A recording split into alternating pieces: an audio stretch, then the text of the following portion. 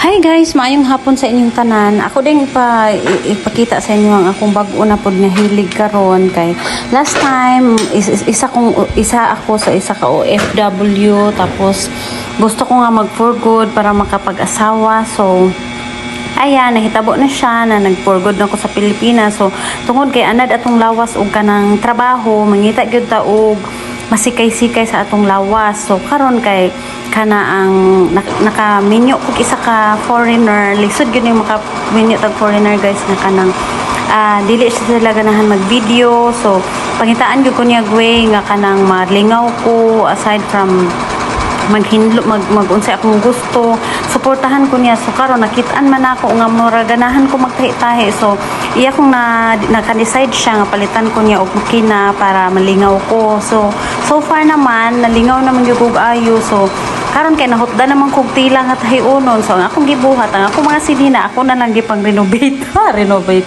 So anyway, akong gipang putol, gipanghimon ako siya crop top, mao na akong lingaw karong panahon na dire sa balay. So ako siyang gipang putol and then gitahi-tahi na ko siya kay aron mahimo siyang tap-tap, pero wala ko nagsaba sa ako ang bana nga akong giputlan kay of course masuko na po siya kay nganong pag-usab na po ako kung sinina. So wala gyud siya ligtas guys kung mag-vlog ko dili po siya gusto magsayo-sayaw kay may pag maglingkod na lang ko kay mauwaw siya sa akong sayo-sayaw nga wala gyud natunong.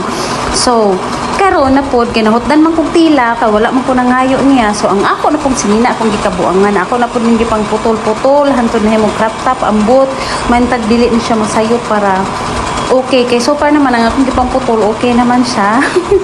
So ayan, continue learning pa ko nga makatuon gyud ko more para mas ganahan gyud siya and supportive gyud siya bisan unsa ang ako ang kinahanglan.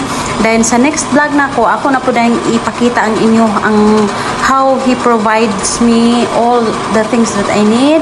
So from gunting, tanan-tanan good guys na kumpleto ko hantod na abot sa makina, sa manikin, sa stand, sa table and so on. So later sa next vlog na ako na pong ipakita sa inyo ang mga kagamitan. So ayan, gipalitan de ko niya ana guys og rocking chair. Office chair para dili gyud magsakit akong back. Charing grabe nga na gyud siya sa pagmahal sa ako kanang diin siya gusto nga magsuffer ko.